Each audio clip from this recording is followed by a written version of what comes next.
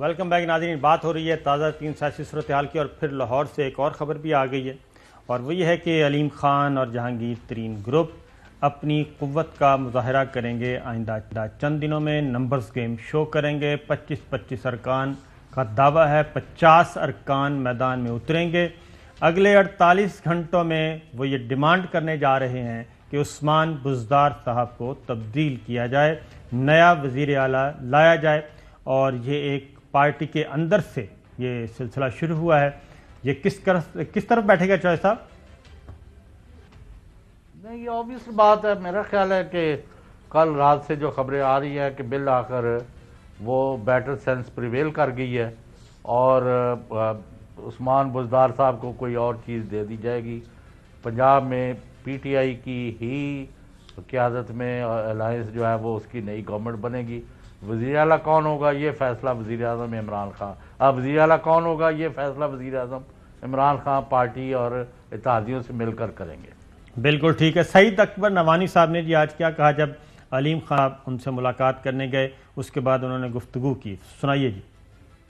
ये एक मुशावरती एक मीटिंग थी, दोस्तों को इकट्ठे करने की मीटिंग थी और हमने ये भी दिखाना था कि अगर जहांगीर तरीन साहब मुल्क में ना हूँ तो मीटिंग उन्हीं की सरबराही में उन्हीं के घर में हो रही है कि कहीं ये तासर ना जाए कि हम शायद तरीन साहब के जाने के बाद हम कहीं आगे पीछे हो गए। हम अपने ग्रुप के में हैं और अपने ग्रुप के साथ।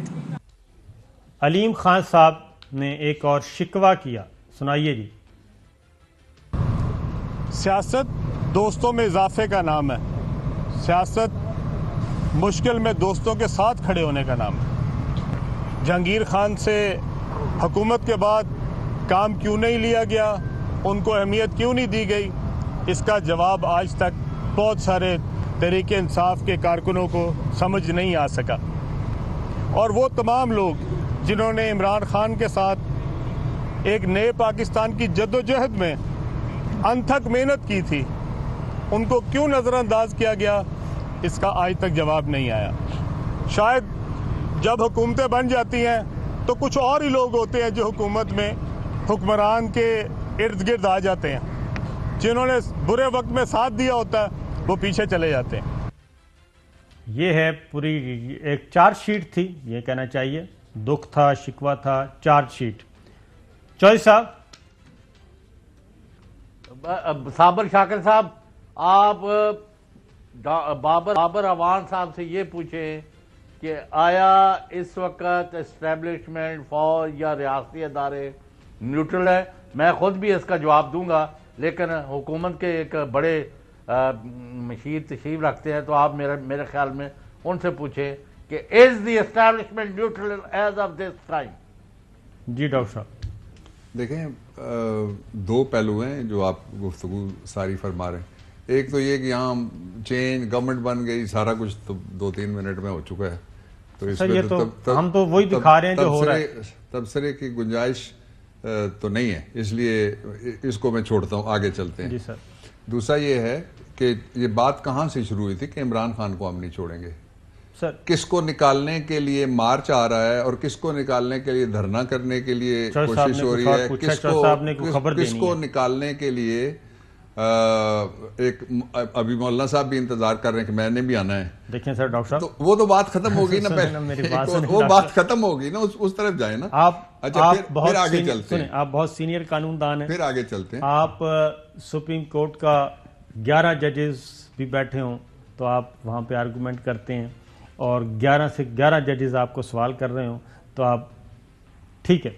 उसके मैं सिर्फ ये पूछ रहा हूँ, चौधरी साहब ने भी पूछा है कि अंपायर न्यूट्रल है। पाकिस्तान के अंदर एम्पायर कानून और आइन के मुताबिक हमेशा चलते हैं, ये हमारा मौक़िफ़ है।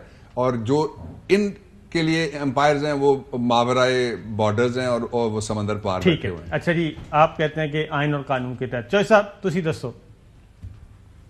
मैं कह रहा हूं कि कोई ये सरासर यानी मुशगाफियां हैं।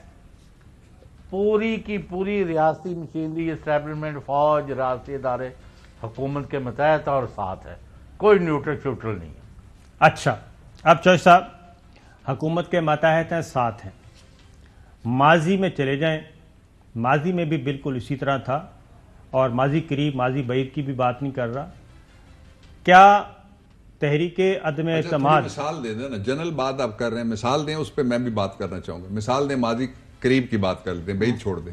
मैं एक अच्छा, तहरीके अदम एतमाद डॉक्टर साहब, मेरा सवाल आया तो आप एक का तो जवाब दें। मैंने देखे दर्जन का जवाब मैं उसका भी आता हूं। तहरीके अदम एतमाद लाना ये आईनी और जमहूरी अमल है, बिल्कुल, लेकिन घोड़े खरीदना बिल्कुल ठीक है, और जो नाजायज कमाई है, डकैती कौमी खजाने पे हुई है, उसमें से रकम खर्च करना और लोगों के जमीर खरीदने के लिए उनके सामने जाके पैसों की बोरियां देना, इसकी फुटेजेस आपके पास मौजूद है और आज दिन था कि ये दिखाई जाए।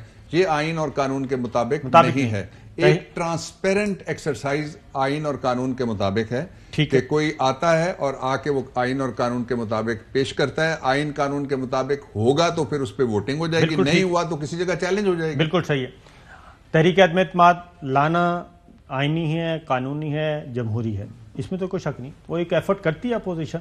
नहीं, एफर्ट नहीं, फिर आप दो बातें मिक्स कर रहे हैं।